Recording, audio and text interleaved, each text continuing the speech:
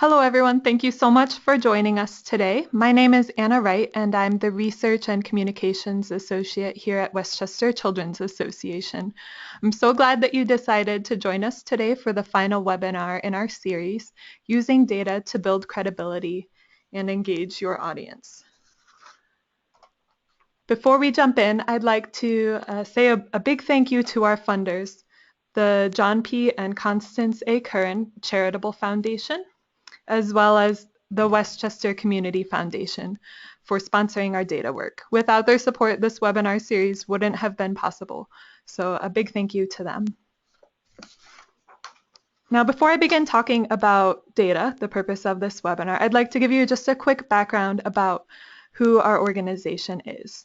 Westchester Children's Association is a children's advocacy organization that's been around for 101 years. Our goal is to ensure that every child in Westchester County is healthy, safe, and prepared for life's challenges. We do this by using data to identify the needs of children and youth from birth to young adulthood, and then we work together with nonprofit partners, the government, and community members to develop policy solutions to address those needs. So in this webinar series, we've been drawing on our own experience as a children's advocacy organization to help you learn more about how to use data to build credibility and mobilize your audience toward action. If you missed parts 1 and 2, but had already registered before those webinars took place, you should have received a link by email that allowed you to access the recordings and the slides. If you didn't get that email, or if you registered after parts 1 and part 2 had already taken place, just shoot us an email and we'll send you the links to the recordings. My email is awright, W-R-I-G-H-T, at wcaforkids.org, but I'll throw that up on a slide at the very end. All right, so now getting down to business. In part 1, my colleague Limery Cabrera talked about how you can find reliable data that's going to have an impact on your audience. In part 2, we talked about avoiding data traps, how to not get sucked in by misleading or warped data. And then today we're going to be focusing on how to visualize and present data in a way that will spur your audience toward action. Many of you attended the first 2 webinars, but I'd like to get a sense for why you've showed up for this webinar in particular. So we're going to do a little poll here. And the question is, why do you want to learn about data visualization? So I'm going to give you maybe 20 or 30 seconds to get your answer in. Just click the button right there on your screen, and then we'll share the answers.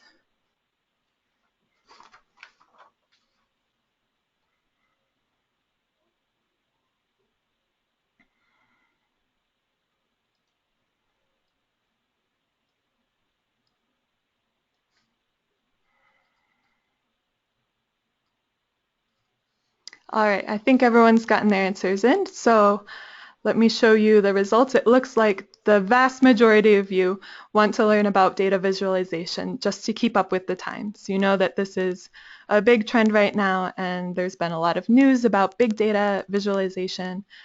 So it looks like that's the reason you're here. Another maybe 33% of you already are publishing data, but it doesn't look like many people are paying attention to it, or it's not very visually engaging. So that's what we're going to be talking about today, is how you can present your data in a way that's appealing and engaging to your audience. Now, what's the point of all of this? Some of us might love statistics and numbers in and of themselves, but most of us are probably using it as a means to an end. You want your people who are viewing the data to actually use it. You want to mobilize people toward action. You want to strengthen your message. You want to build credibility. Here at WCA, we use data in a number of ways. For us, data serves as a conversation starter. It gives us an idea of where to begin talking about a new issue that we might be taking on. So we often ask our partners and coalitions when we're in a meeting, what does the data tell us? What does that mean for Westchester's children? Let's use the data to identify the areas of greatest need. Beyond that, data also can serve as a mobilizer. We use it to support the need for change, to demonstrate that there is a problem in the first place. Data gives us a credible starting point when we ask elected officials or our nonprofit partners or just concerned citizens to work with us to change something. This is an example of data that was mobilizing. We've been working on an issue called Raise the Age. Currently in New York State, we are one of only 2 states where 16 and 17-year-olds are processed as adults in the criminal justice system. And in this example here, you can see that Governor Andrew Cuomo tweeted out several different statistics about youth in the justice system, and this got 28 retweets. So clearly it was very mobilizing. So that's a big way that we use data here at WCA. And beyond that, data also helps build credibility. When we're actually ready to ask for a legislation or policy change, or we're looking to ask for more funding for an existing program, we have to be able to justify what we're asking for. And data can give us evidence that we're putting forth sensible solutions that are based not just on our personal opinion or gut instincts, but actually based on research and facts. And then lastly, data helps us to measure progress. How do we know if our policies or our programs are even working, if they're making a difference? Is it worth the investment of the money that we've put into a program? Funders and donors definitely need to know the answer to this question, but hopefully you want to know it too. So that's the last way that data comes into play. But the problem with this is that raw data and numbers are rarely going to achieve these things. A spreadsheet is probably not going to spur people to action or start a conversation. It's probably going to shut people down. So how do we use data in a way that will actually mobilize people to take action? You need something more than just reliable data. And that's where data visualization comes in. So what do I mean by data visualization? I mean presenting data in a way that's accurate, approachable, and appealing. This is what makes people actually want to respond to or use the data that we put out there. Sometimes this might mean a chart or a graph, an infographic, a data snapshot, but other times it might just be words that are presented alongside images in a clear and compelling way. But the key is to try to balance these 3 things when you're visualizing and presenting your data. So I'm going to walk through what each of those means. All right, accurate data. So you've found your data, you've cleaned it, you've analyzed it, and now you're ready to share it. But while this might be factual and accurate, it's probably not going to move people to action, and a lot of people probably don't want to look at it. As Lim has talked about in some of our previous webinars, data can be very scary and intimidating for people, and especially when it's in this sort of raw format.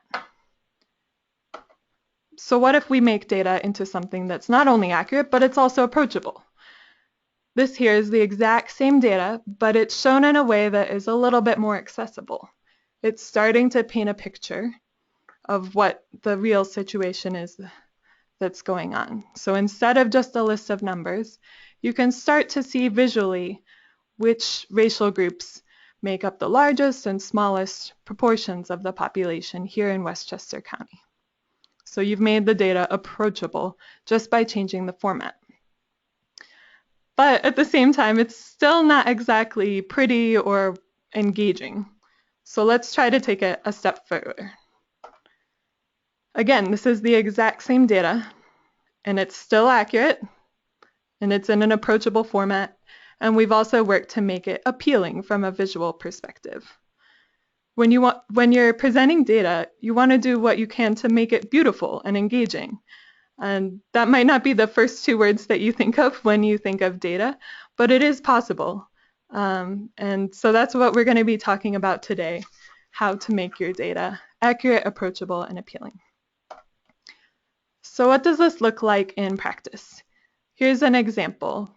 We had received a 250-page document that was put out by a commission that the governor had established. And they did release an executive summary, but it was still 28 pages, which is definitely not approachable for most people nor was it appealing or practical for most people to put in the time to go through a 28-page summary. So what we did was we boiled it down to a one-page fact sheet.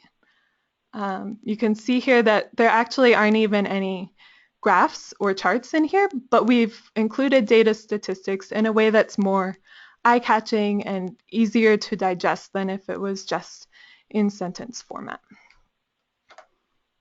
Here's another example. This is from a summit that we co-sponsored called Raising the Bar. And we needed some data to serve as the starting point for a conversation with school districts about how to improve school climate and disciplinary approaches as a key step toward improving academic achievement for African American students.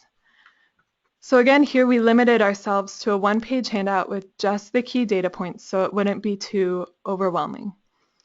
And instead of just using some default Excel charts, we actually took a little bit of time to make it visually appealing too. And this really helped to let the data serve as a conversation starter for the groups. But maybe for some of you, this feels a little bit unattainable. You think, well, that's really great, but I'm not really sure I can create something like that. So I'd like to do another poll with you here. And that would be, what obstacles do you face when you are visualizing data? Whether that is that you're already visualizing data or what's holding you back from actually approaching it. So again, I'll give you 20 or 30 seconds to get your answers in.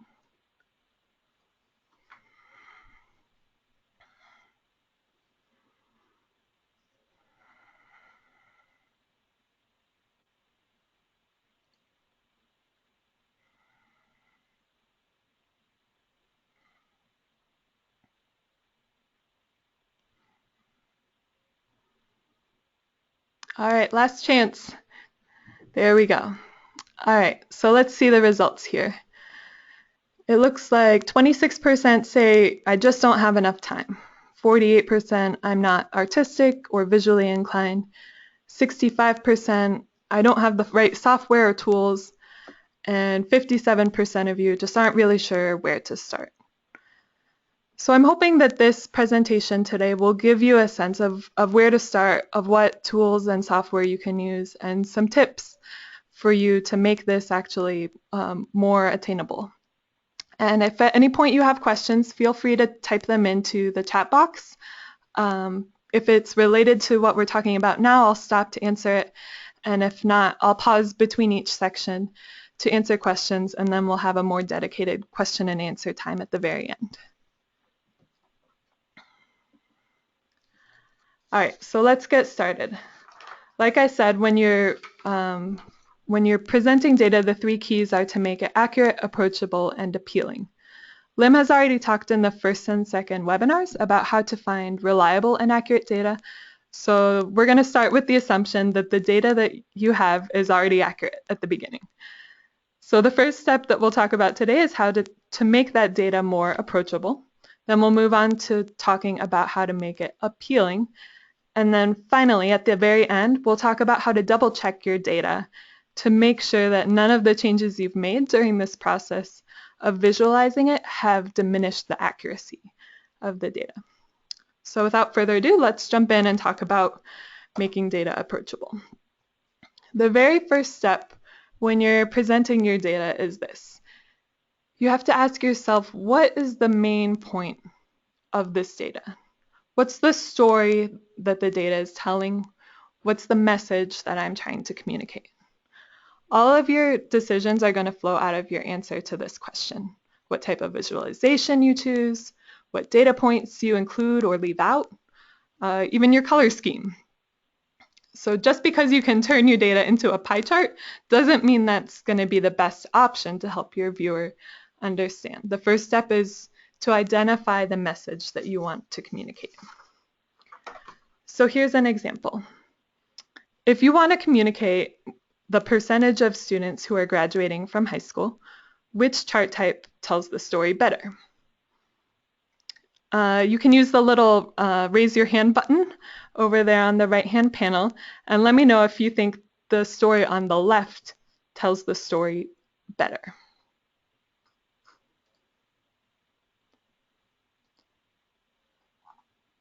All right, we've got a few hands there. Are you finding the hand button? There we go. All right, I think most of you are finding it now. So a few of you think that the one on the left tells the story better. How about, let's take all the hands down now. How about the one on the right? Raise your hand if you think that the graph on the right tells the story better. All right, looks like a few more voted for the one on the right. All right, so the bubbles here on the left are pretty fun. They make it look kind of engaging and fun, but it's actually pretty difficult to tell what the relationship between the students who do graduate and those who don't is. It's hard to, you can tell that the green circle is bigger, but you're not really sure how much bigger it is, or what the percentages are, aside from the fact that it has the label. With the graph on the right, you can pretty clearly tell that roughly 3/4 are graduating from high school within 6 years.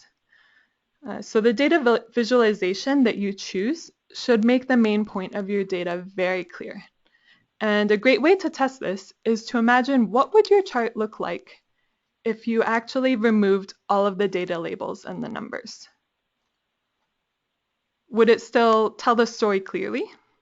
Would your audience be able to guess at what the data is saying without having any labels or numbers?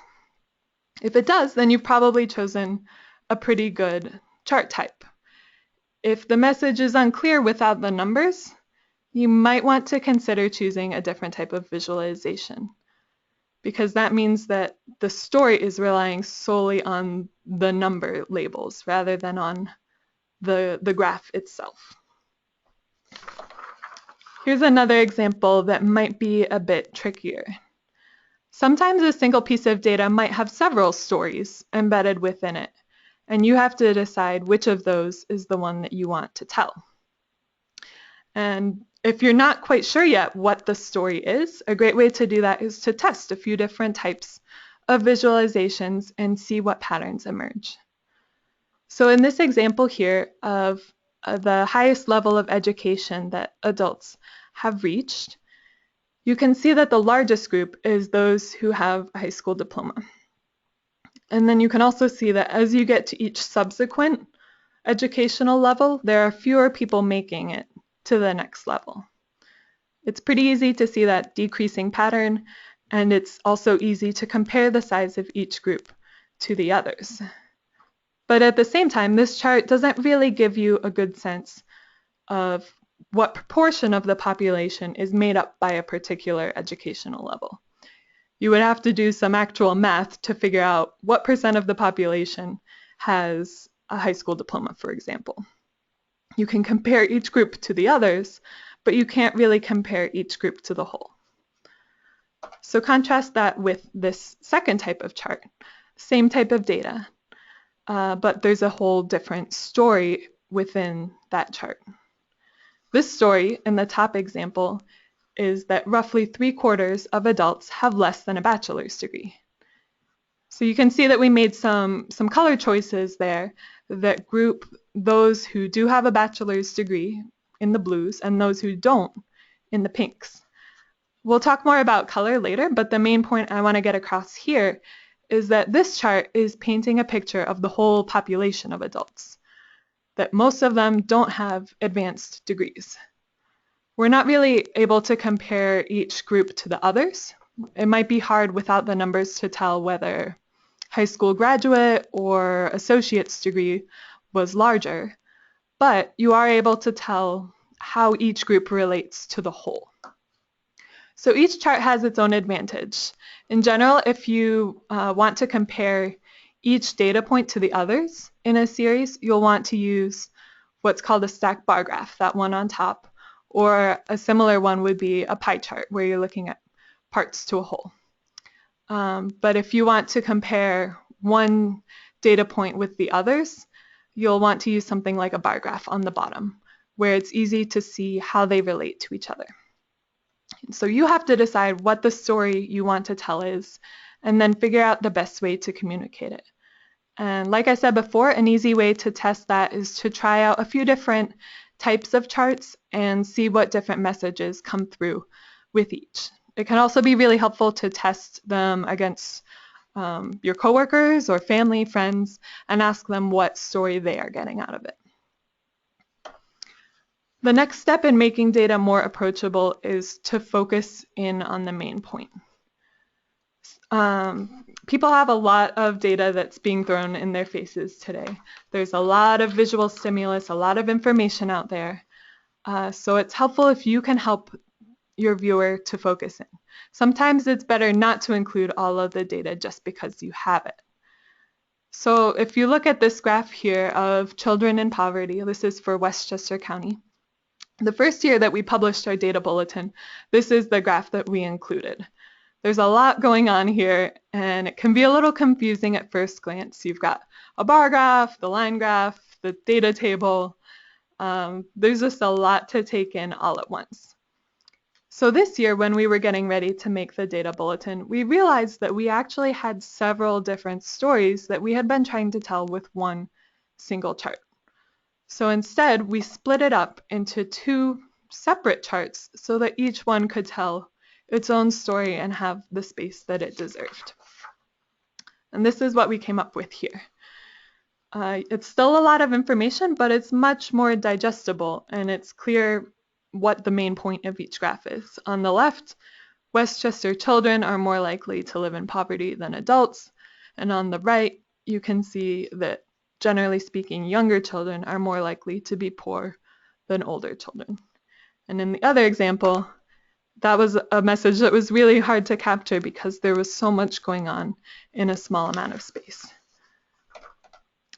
Here's another example of focusing in on the main point. Sometimes a simple statistic is actually going to tell the story best. It doesn't always have to be a complicated graph or something like that. Less is usually more, actually. Don't overwhelm your audience with too much information. In this example, we had actually initially planned to highlight both poor children, those who were living below 100% of the poverty level, and low-income children, which is beneath 200% of the poverty level. And in the end, we ended up just choosing one of those groups to feature, and I'm so glad that we did. This has been one of the most widely shared graphics from our data bulletin, and I think part of it is because it's clear, it's focused, and it's not overwhelming. So focus in on the main point. Beyond deciding what format or chart type you're going to present the data in, you'll also want to provide some context.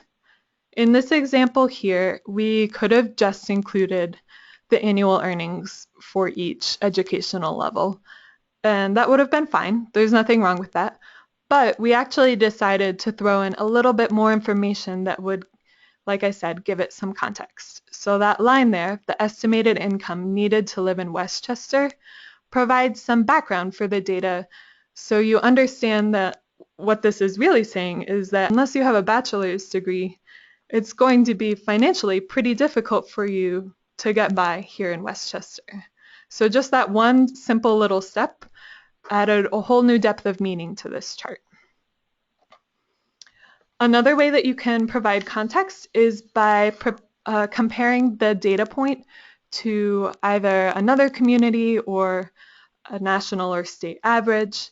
And in this example, you can see that each of the zip codes can be compared to the other ones, but we also threw in the average rate for Westchester County. So that gives you a little bit more of a sense of what those numbers really mean, what would be considered a normal asthma ER visit rate. You also want to be sure to avoid jargon or insider language when you're presenting your data. The more you can define and explain the terms you're using, the better. In this particular example, the technical term for child abuse reports is that they are indicated.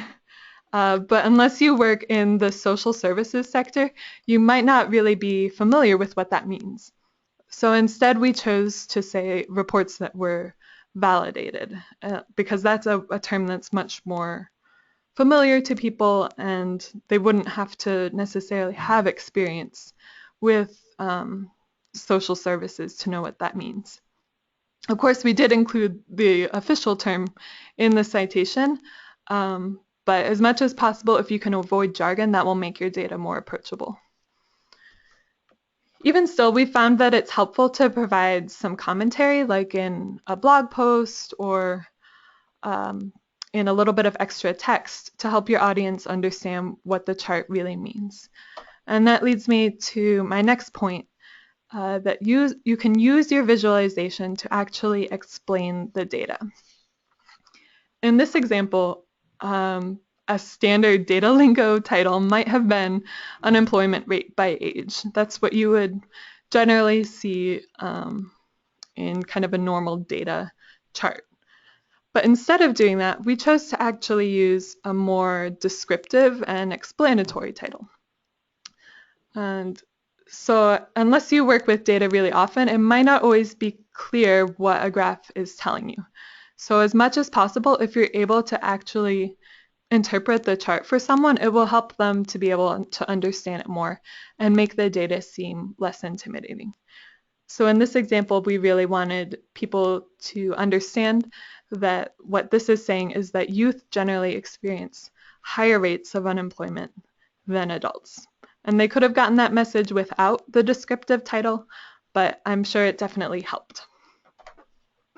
Here's another example of where we were comparing the racial composition of the general population of 15 to 19-year-olds to the racial composition of youth who are arrested.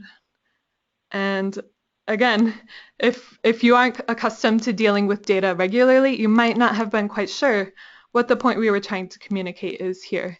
So we called it out very clearly that we're saying that Westchester youth of color are disproportionately more likely to be arrested for a crime than white youth. And so it's not an either or thing when you're looking at whether you're going to convey a message visually or with words. The strongest visualizations will actually incorporate both. And another example of a way to explain the data is with our 2015 Children by the Numbers data bulletin. At the very end of it, we included a key takeaways page. This was the first time that we'd ever done that this year, but we found that it really makes the data much more accessible for people. And we've received a lot less questions asking us, well, what does the data really say? What's the big takeaway? What's the point of all of this? So spelling it out very clearly for your audience can help them to make the data more digestible for them.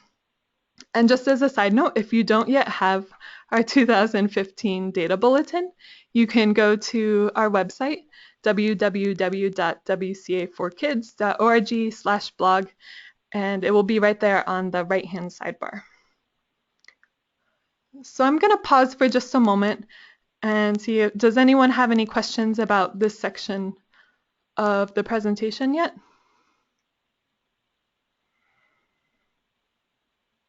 Let's see here.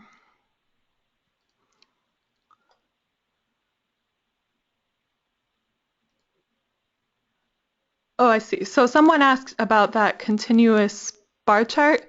I think maybe that is referring to the one of the educational attainment of adults, where they were all stacked in a row from left to right. That's usually called a stacked bar chart or a stacked column chart. And if you have questions about how to make that, you could send me or Limery an email later and we could show you how to use that. And someone else just asked what programs we're using to create these charts, and we're going to cover a few of the tools that we use later. But just to give a quick answer, some of these were made in Excel, others we have a graphic designer who works with us and she made them in Adobe Illustrator. But then we also have a few free online tools that we use that are much simpler, so I'm going to cover those a little bit later in the next section. All right, so moving on, we've just talked about how to make data approachable. But even still, we may have taken away some of the scariness or the intimidation factor of data, but it still might not be what you would call engaging or appealing. So we're going to talk about some things that you can do visually to draw your audience in and make them actually want to look at the data. So I'd like to do a little show of hands here. Raise your hand if you prefer the chart on the left-hand side.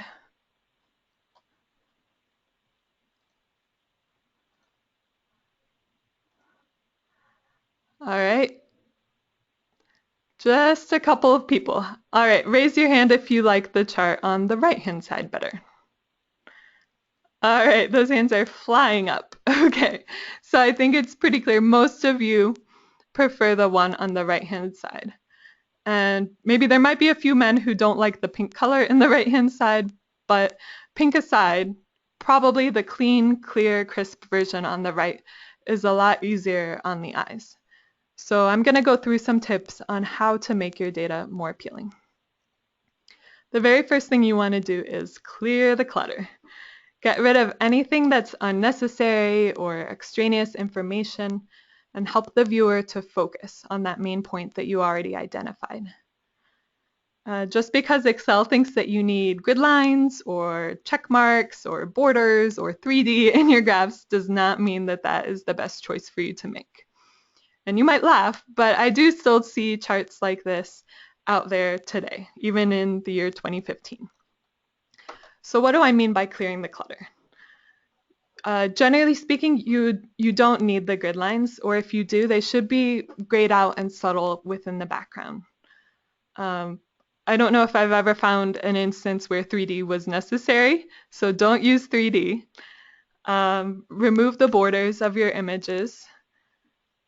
And as much as possible, limit the amount of labels and tick marks that you're using. You can't get rid of those entirely. They do serve an important purpose of helping people to identify numerically where the data is falling on the graph, but they should be subtle, and you don't need to have subdivisions on every 5 or every 10 if you're looking at a larger scale of data. And then my last tip would be to tighten the spacing between your bar graph. If you have questions about to do that, again, just shoot me an email and I can explain how that works. But there are a lot of other tips for clearing the clutter that I would love to cover today, but unfortunately we don't have time. But the good news I have for you is that we will be sending out a handout afterwards, and on that handout there will be a link to a data visualization checklist that was produced by a blogger called Stephanie Evergreen, and I highly recommend this checklist and her blog in general. So keep your eyes out for the email that we'll send out later, and there will be more tips on how to clear the clutter. The next thing you'll want to do is to try to choose a simple color scheme. And I'm going to air my own dirty laundry here. And if you look at this chart, there are a lot of colors going on. And this was one of the first graphs that I made when I was working here at Westchester Children's Association. And although the colors are fun and lively, it probably wasn't really necessary, and it actually made it a bit more overwhelming than it needed to be. But like I said, this is really an ongoing journey, and part of why I want to show some of these examples of what we used to do and what we do now is just to remind you that it's an ongoing journey. You're always going to be learning new things and working to improve on it, and that's okay. So this might have been a better choice of color scheme. Obviously this is a different graph, but it's much more approachable and appealing. There aren't a lot of crazy colors going on, and it helps the viewer to focus in on what's important. An interesting thing that we like to do is to actually match a lot of the colors to the colors of our WCA logo. And maybe you're wondering how to do that, but I have a great free tool for you that can help you to do that. It's called Color Pick. and you can download this for free online. And there will be a link to it in the handout that I referenced earlier. But basically, this allows you to capture the color of any photo or graphic, and then it gives you the RGB or the hex value to input into, even if you're working in Word or Excel, something like that, to put the color code in so that you can match the color. And another tool that I've found to be useful is something called Piktochart. And this allows you to upload any photo, and it will provide you with several different samples of possible color schemes that might match that photo. And then a similar one is this called Adobe Color Wheel. And this lets you play around with different color pairings. They do have an option to upload a photo, like Piktochart, and get a color scheme that would coordinate with that. But you can also just kind of turn this dial to get different color pairings. If the idea of thinking about analogous or complementary colors kind of freaks you out, then this one might not be the best tool for you, but it is a lot of fun, and it could help you to learn about which different types of colors go well together.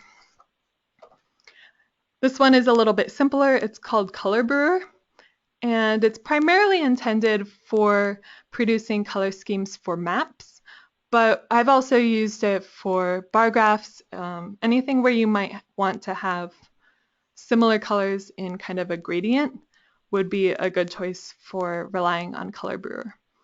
And the helpful thing with this is that you can choose to only show color palettes that are colorblind safe or that are photocopy safe. So if you know you're going to have people printing and copying your publication, this will make sure that they can still see the difference. So moving on beyond just choosing a color scheme, you want to think strategically about how you're using color to highlight the most important parts of your graph. In this example, which I showed you before, we really wanted to focus on the younger populations, 16 to 19 and 20 to 24 years old. So we chose to put those in the dark blue color, and then all the other ones were gray that fades into the background.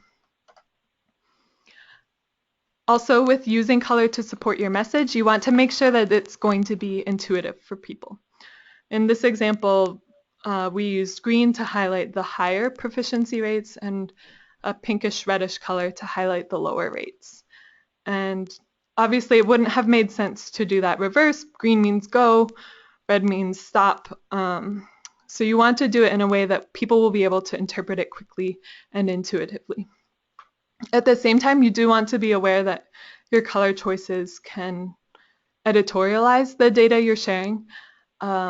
This is something that we struggle with all of the time here at WCA, with not wanting to reinforce negative stereotypes by the colors we choose or the data we choose to highlight.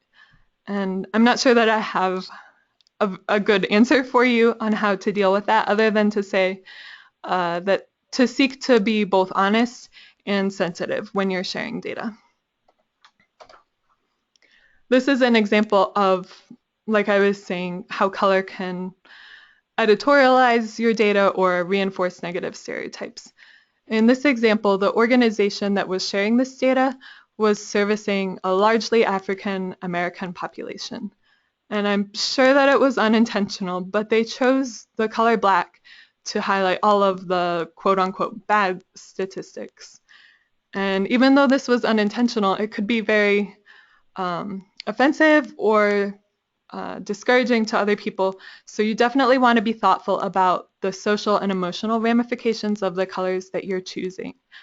And this is especially true if you're working with maybe a graphic designer or a communications person who is primarily focused on the aesthetics of the graph, but they might not have front of mind what the social context of the data is.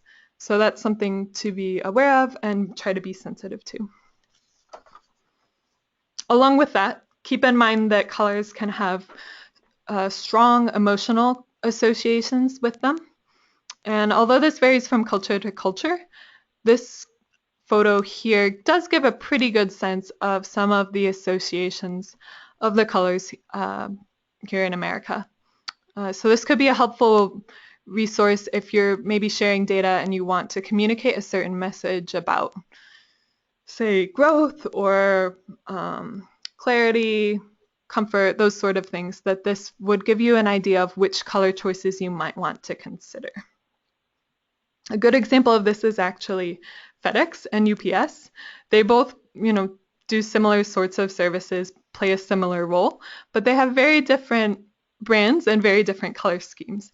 If you think of UPS, it's very earthy. The brown kind of makes you think of rugged dependability, kind of an everyman's sort of company, whereas FedEx is bright orange and purple, and that makes you think of energized, the fast moving, like business type of company. So it's an interesting case study in how color can kind of promote different sorts of ideas or opinions about what you're communicating. All right, so here I'm getting to some of the actual tools that we use to create some of our graphics. And this is probably the best tip I'm going to give you. You don't need to make things harder than they need to be. You could learn how to use a really complicated data visualization tool, but you probably have other things that you need to do in your job, and this is just one part of what you do. So a lot of these are great drag and drop, very free, intuitive tools that you can use to make your data visualizations look more professional and appealing. So these tools are all listed in your handout, but I want to give you just a quick overview of what each of them can do. Infogram is one that we have used quite a bit within the past year. And a helpful thing about this is that it makes your graphics very easy to view online, even on mobile devices. When you hover your mouse over part of the graph, it'll give you a pop-up with the actual number for that part of the chart.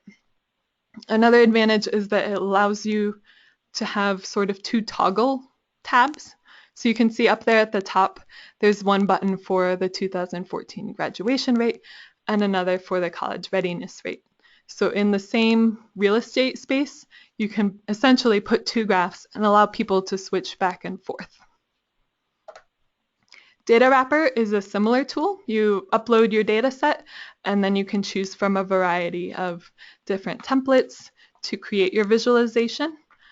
They did recently do away with their free version, but it's only $100 a year, and we felt like that was worthwhile for us here at WCA because it offered some capabilities that the free version of Infogram didn't offer. Piktochart is a little bit different from the other two in that it allows you to create sort of an infographic style or fact sheet type of template. They have a ton of great templates that you can use. And this is one example of a template that Lim had made.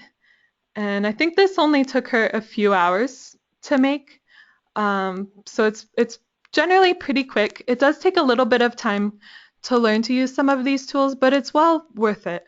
You might find that the more that you're doing it, the easier and quicker it will become. And a lot of these tools are set up to help you to learn them quickly. They have different resources that you can use to learn how to use them well. Just one note to point out with Piktochart, though, is that these are not the best for online viewing. You can export it as a PDF or as a JPEG, but you probably don't want to use their embeddable iframe version where you can actually embed it in your website because it wouldn't be mobile compatible and it gets kind of squished funny. So if you're using Piktochart, just a note to export it as a JPEG or a PDF. Canva is also a little bit different from the others in that it isn't specifically geared toward presenting data in the form of graphs or charts. It's more of a drag and drop graphic design tool. But we have found it very useful for creating kind of punchy graphic statements. And it doesn't always have to be in a chart or graph, but you can just use the sentence format to get the message across in a clear way. And they also have free templates based on the dimensions that work for each social media site. So that can be a great way to make sure that if you're sharing a piece of data on your website, via email, Twitter, Facebook, whatever else, that it's going to show up properly. So just while we're here talking about different tools that you can use, I'd be curious to hear if any of you have ever used any of these tools or if you have others that you have used in the past. So feel free to pop those into the chat box if you have some that you have used. And if you have any questions about these, we'll stop for questions for a few minutes.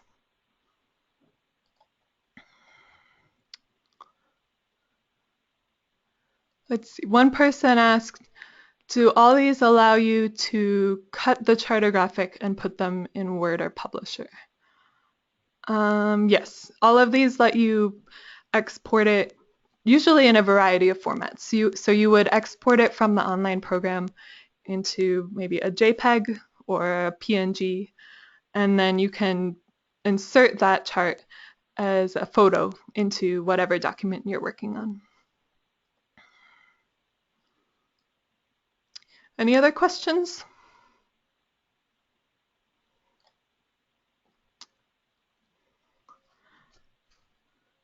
All right, moving on to the last section here.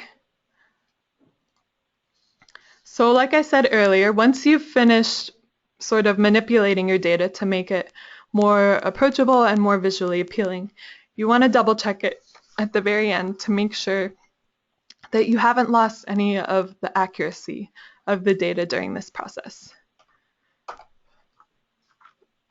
You want to be consistent with the data that you're using. And what I mean by this is that if, for example, you're showing several different charts together, don't change the color scheme between one chart and the other. In this example, we've got that gold color for Hispanic, for African American, it's purple, for white, it's gray. You wouldn't want to change those colors between one and the other, even though you do have the data labels, because it might cause people to unintentionally misinterpret the data.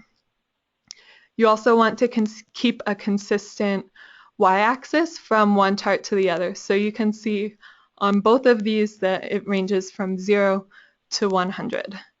And if, say, for one of them we had decided to change the y-axis from 0 to 50 and put these two graphs alongside each other, people would definitely make the association that these charts should be compared to each other. And therefore, you would be misleading them in the way that they're interpreting the data. So if you're putting charts together, keep consistent y-axis, keep consistent color scheme, keep consistent subdivision of the numbers on your axis. You also want to make sure that your data is still clear and specific. And that means including accurate chart labels and titles. In this particular example, it would have been a lot simpler to just say population as compared to arrests. But that would have been misleading because we were looking at two different age groups, the population 15 to 19 years and arrests 16 to 17. So although it takes up a little bit more space, it's important for the sake of your own integrity and credibility to be clear about what population you're referring to and to make sure that that is communicated in an upfront way. Along with that, you want to make sure that you're identifying what geographic area or age group or racial or ethnic group that you're referring to. I often see charts out there that don't refer to whether it's a national statistic, New York State, for a particular town. You have no idea of what population they're referring to. So definitely include the specific location or group of people that you're referring to. And we all know that sometimes data can be complicated. So when necessary, be sure to add a note explaining what your data really means. In this example, we could have just said 3 in 10 children live in low-income families. But that would raise the question of, well, what do you mean by low income? So we put that definition very clearly there at the bottom, that we were referring to those who are living at or below 200% of the poverty level. And then for a bonus, we actually threw in the actual dollar amount that reflects. Always, always, always cite your sources. Lim has talked about this a bit in the past 2 webinars, but I thought it was so important that I would bring it up again, that any data that you're putting out there should always have a source attached to it. And if possible, it would be great if you can embed that actual source in the image or the chart itself, so that if other people are copying or pasting it, that it doesn't get lost in maybe the paragraph text that went with the chart. And if you're looking into knowing how do you know whether your data is accurate or reliable, I would point you back to the 2 webinars that Lim did in this webinar series. So that would be a great resource for you to make sure that the source that you're citing is actually reliable. And it's also a good idea to ask a friend or a coworker to double check your data at the end to make sure that you copied everything over correctly, that you're not leaving out any important information, and that you're communicating clearly. So just to recap what we've been talking about, you want to try to balance these 3 things when you're presenting data. Make sure it's accurate, approachable, and appealing. And I'm going to pull up a summary slide for you here that you can reference, but now I want to dedicate a little bit of time to questions that you may have about any part of this presentation. So feel free to type those into the chat box and we can go through those.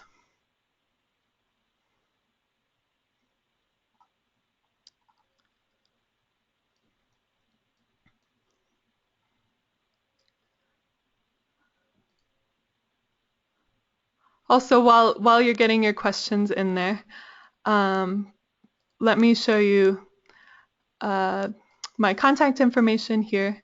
In case you have any questions after the presentation, feel free to reach out to me if you have questions about how to create a certain type of chart or how to use one of the tools that I've shared.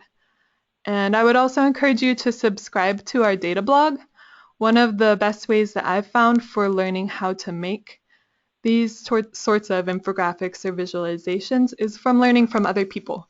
I follow a lot of other blogs and data sites, and seeing how they do it has helped me to learn different tricks that I can try in our own work. All right, so one of you had a question of, do you have any suggestions for resources for those of us who don't have graphic designers? And I do want to say our data bulletin that we produce each year, that is done with a graphic designer, but the vast majority of the other work that we do is not done by a graphic designer. That's done here in-house by myself and Lim, my colleague. And what I would say for that is a lot of these tools give you a good starting point for creating something, even if maybe you're not graphically inclined or you don't have someone that you can outsource it to. In the resources handout that I'll be sending to you are links not only to all of these tools, but also for a few other sites that you can use to get free fonts or free images. I saw that in your question you asked about outlines of children, and one of the sites in the source is called the Noun Project, and that allows you to download little graphics, I guess you would say, similar to those children, or you could download a silhouette of a telephone, whatever. So that's a great option that I've used in the past that lets you use those graphics without having to create something yourself. Let's see. Someone asked why the survey in the beginning didn't add up to 100. And that's because I think you're referring probably to the poll that we shared, and that allowed you to select more than one option. So people may have chosen, I'm both not artistic and I don't have the right software. So that's why it doesn't add up to 100. But that's a good point to point out, that if you were maybe tempted to show that data in a pie chart, for example, that would be very confusing and misleading. So that would be something that would be better to display, say, in a bar chart, where you can see how each answer compares to the other, but you're not making any claims about it adding up to 100.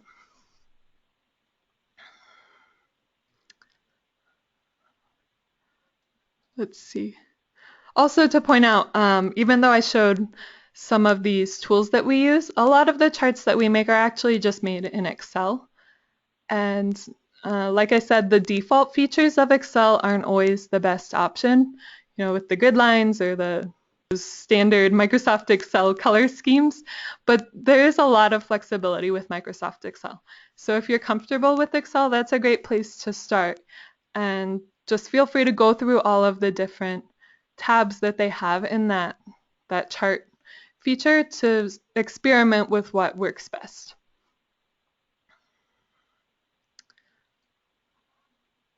All right, any other questions? I think maybe we've gone through most of them. I'll stay on the line here for a little bit longer if any of you have other questions, but like I said, I would encourage you to subscribe to our blog for more resources like this. We'll email out both the presentation slides, that handout sheet, and a recording of this webinar for you if you need to reference it later.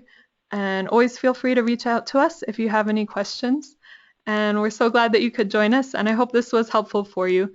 And if you do end up experimenting and creating some of your own data visualizations in the future, I'd love to see them, so feel free to share them with us later. Thank you for joining us.